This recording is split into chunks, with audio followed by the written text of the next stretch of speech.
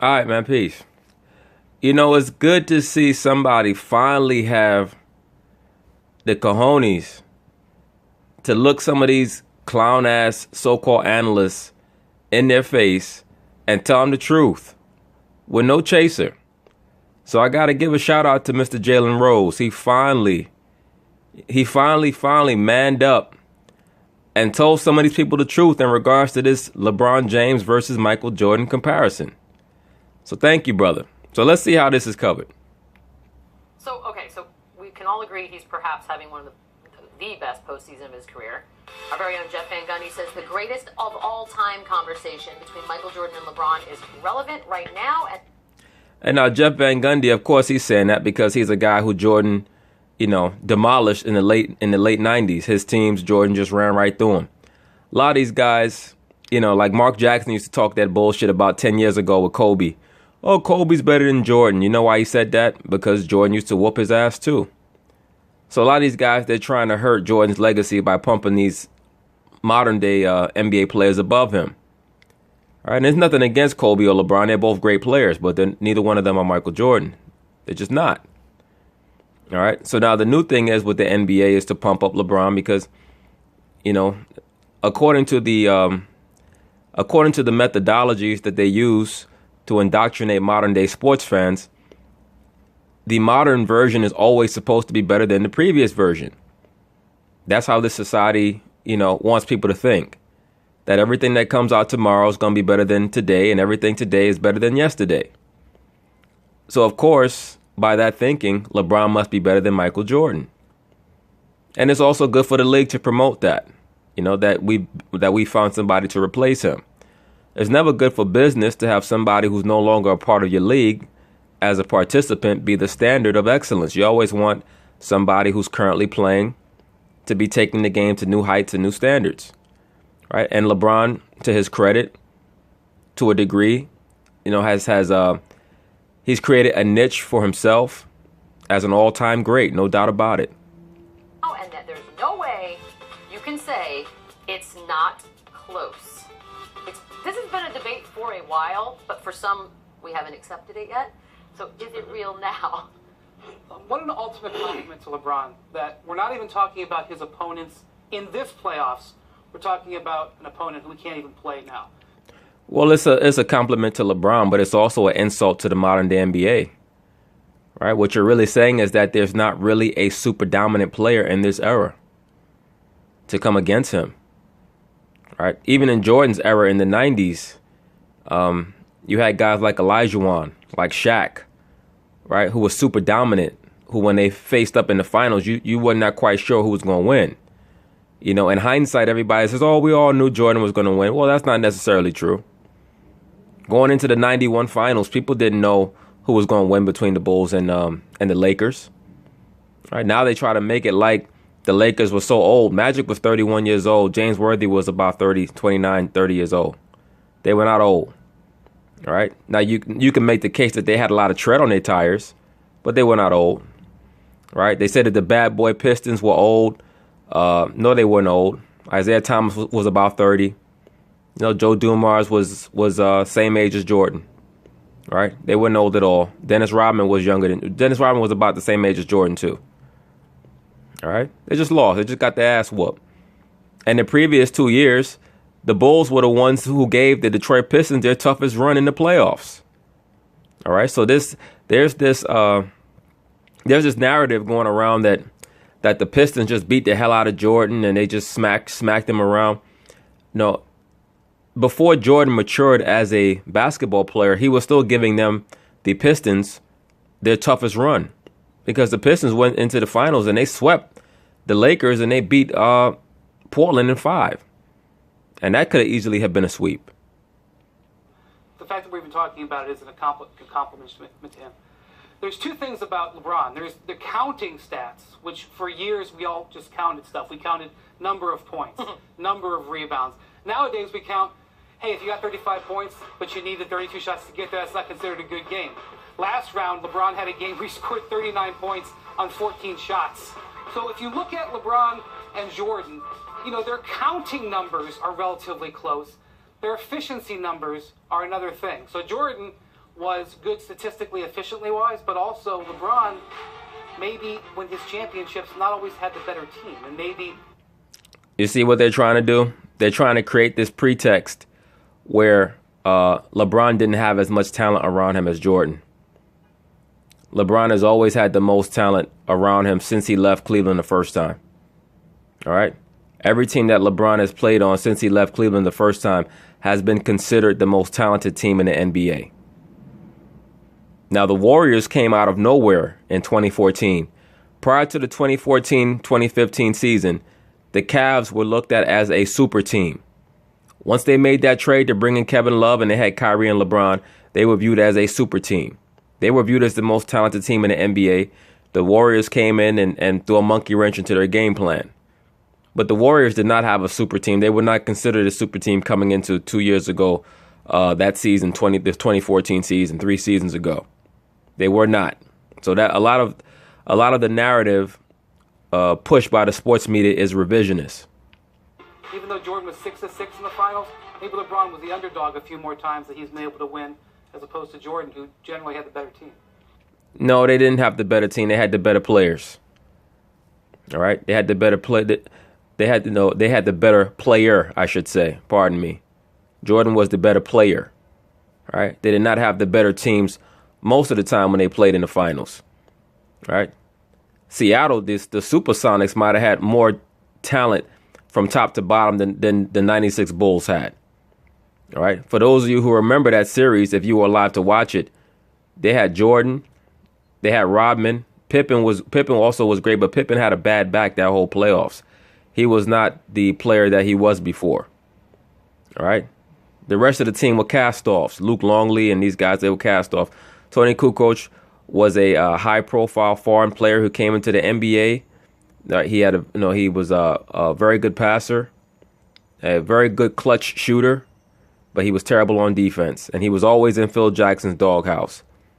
The 92 Bulls, they played against the 92 Portland Trailblazers. The 92 Trailblazers have more talent, top to bottom, than the 92 Bulls had. All right? They had more talent. They were just dumb. They had a low basketball IQ. All right? So a lot of this stuff, even though the Bulls might have been favored in all of those finals, it was because of Michael Jordan. It's just hilarious. They always talk about when Jordan beat the Lakers, they were old. When he beat the Pistons, they were old. But when LeBron beat the Celtics with Garnett and Ray Allen and Paul Pierce, all well over 30, they weren't old. Right? When Ray Allen had to save his ass in 2013 with the 3 from the corner, and they beat Tim Duncan, who was damn near 40 years old, he wasn't old. Look, one thing we can't dispute is that LeBron will go down as one of the greatest to ever lace him up. I always call him Incredible Hulk in tennis shoes. Playing against him, it was a daunting task, but I'm not ready to go there yet and say that he's right there at being the greatest. He moved up a few notches to me, winning Game 7 on the road against a 73-win team in the Warriors last season. I'm still deferring this debate.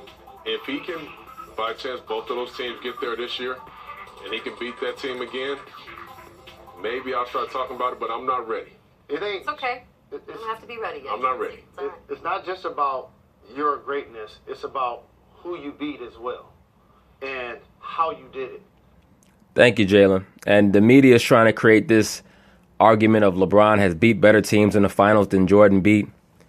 Come on, man. They beat the Golden State Warriors last year, who were running on fumes, and through trickery and chicanery, they got dumbass donkey Draymond Green to get himself suspended for a game, and then they lost their rim protector in Bogut. And then the first championship that he won, they were fortunate enough to play a Kevin Durant and a Russell Westbrook with a James Harden, who had all the talent in the world, but no basketball IQ at all. All right, nothing against LeBron. Look, great player, but this nonsense about how he faced better teams, it's just complete idiocy. The one smart team that he played in the finals was the Spurs in 2013, and Popovich blew that game 6, by having Duncan not even in the game, and they got lucky. They got the ball bounced the right way to Ray Allen. All right. People forget LeBron was having a terrible series. They were single covering him. They had just Kawhi on him, playing him 5 feet off, daring him to shoot. All right. Dwayne Wade saved his ass in game 4 when he had that great game. And then LeBron scored a bunch of garbage points to make it look like he played great. And then, game 6, I give him credit. He went ham down the stretch. And then game 7, he had a great game 7. But this foolery about how he's been this great finals performer. He had a great finals against the Warriors back in 2015, and of course last year down the stretch. But nah. And Michael Jordan is the GOAT and will be the GOAT. Thank you, bro. Tell the truth, man. Let him know. If LeBron James win a couple of more championships, then we can start having this conversation. I think this conversation is still premature. Now, he's moving in a conversation of top 5, but he was fortunate enough to either dismantle or disable all of his potential rivals. Thank you, sir. In other words, due to the fact that he moved to different teams when the going got tough, which I don't begrudge him as a free agent. That's his right. That's his right to go where he wants to go. But when you start making these type of conversations about him against Jordan, now we have to start evaluating those decisions. All right. People say, well, Jordan had Pippen. Jordan made Pippen. All right. Pippen had no choice but to become a great player because of the pressure that Jordan was putting on him in practice. All right. He had no choice. Scottie Pippen is a guy, if he was drafted by Milwaukee, you might not have ever heard of him. All right. He might have been in and out the league in 2 years. Right. With the Bulls, Jordan made him who he was. He just did. You got these idiots. Oh, well, MJ didn't win in the playoffs until Pippen got there. Do me a favor. Go on the NBA reference website and look up Michael Jordan's statistics in the 1988 playoffs in the first round against Cleveland. And then look up Scottie Pippen's. And then you tell me that Scottie Pippen was the reason why they won that series. All right? It's just asinine. That's like me sitting here saying, you know what, LeBron never did shit in the playoffs until they got Larry Hughes. All right? Because even though nobody brings it up, LeBron never even made the playoffs until Larry Hughes got there. But am I going to be dumb enough to say that the reason why they made the playoffs was because he got Larry Hughes? No. All right. Now, we know in hindsight, Pippen went on to become a Hall of Fame player. But if you look at what he did that first year with Jordan, he was nothing. Larry Hughes was far more impactful his first year with LeBron than Pippen was his first year with Michael Jordan. Other Hall of Famers in the East, Carmelo Anthony, only played against him one time in the playoffs, went and joined Dwayne Wade. And so you can't take away from anything that LeBron has accomplished, but I'm just not ready to start having that conversation. He does have Tim Duncan up there on the wall. He does have Kevin Durant up there on the wall. He does have Steph Curry up there on the wall.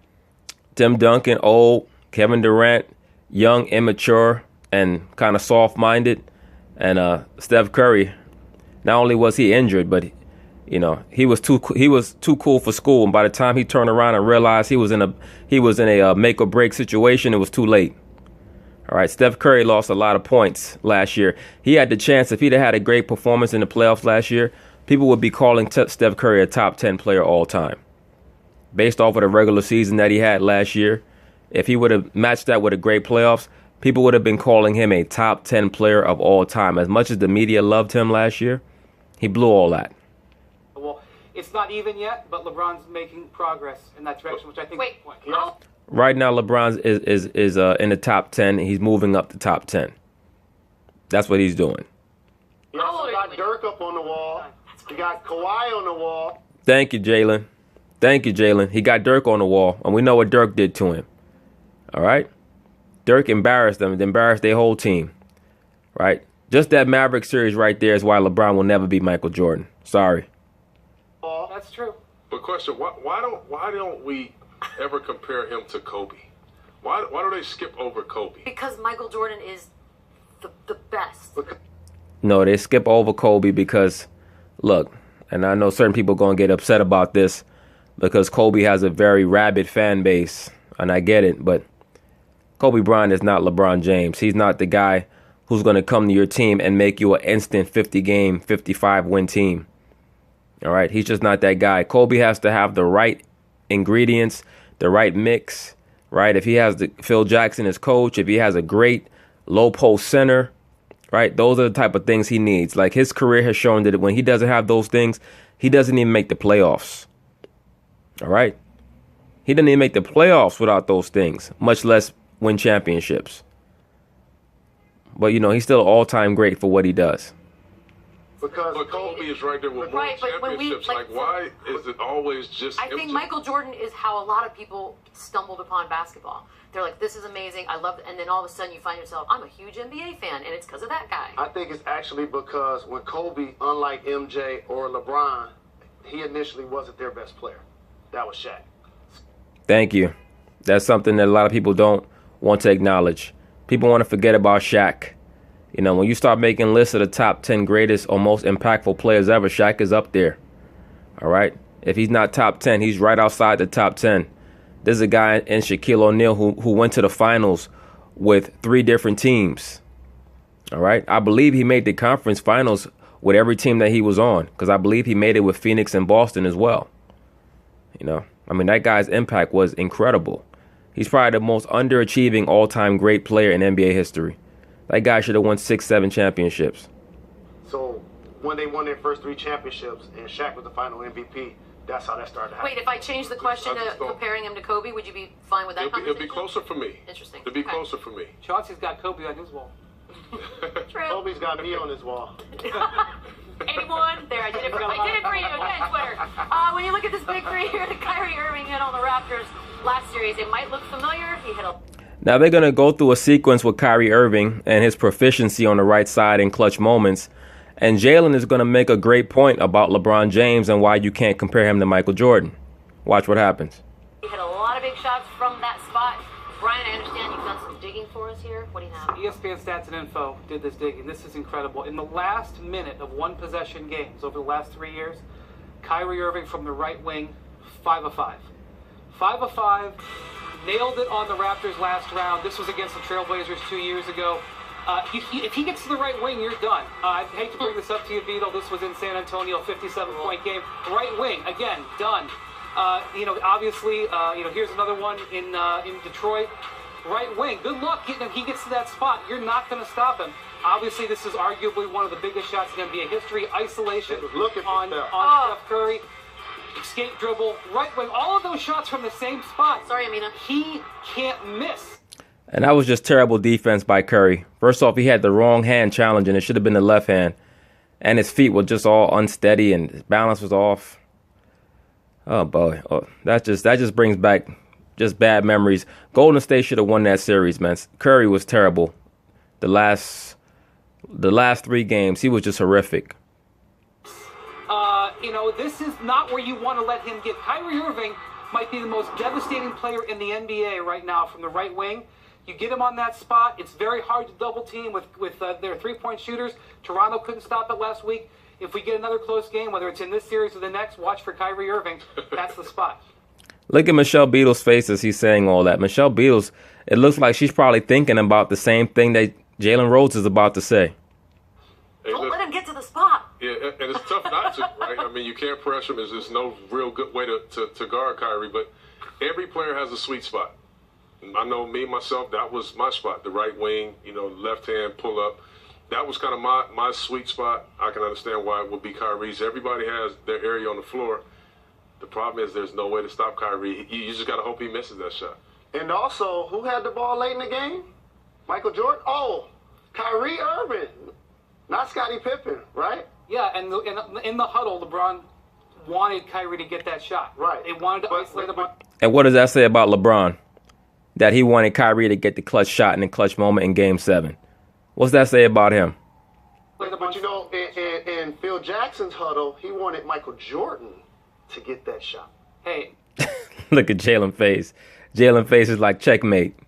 Hey, that's a whole other discussion. No, when we just compared Michael Jordan and LeBron James, right? But isn't the discretion the greater part of valor? Isn't? Now, when we're talking about who's the best all-time player, no, sir. All right. Now, people will come back and say, well, what about when Jordan passed the ball to Steve Kerr? That was a play that was designed between Jordan and Steve Kerr if they came to double team him. Right. It wasn't a design play for Steve Kerr to take that shot.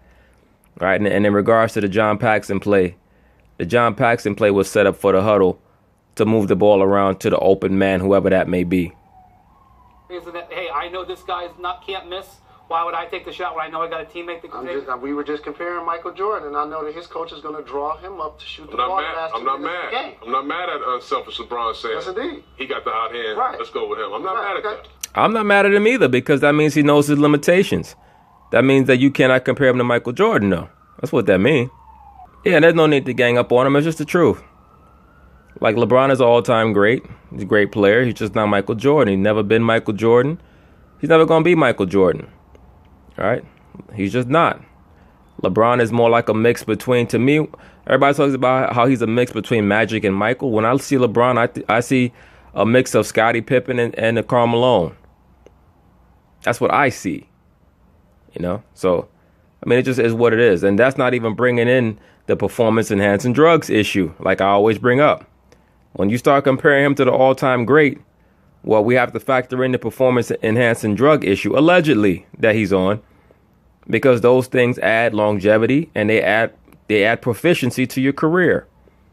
So when your name comes up on the biogenesis ledger as being someone who's taking performance-enhancing drugs from that facility, when it's shown that you had a growth removed from your jawline at the end of the 2009 season, that's the issue. All right? But kudos to Jalen Rose, man. Peace.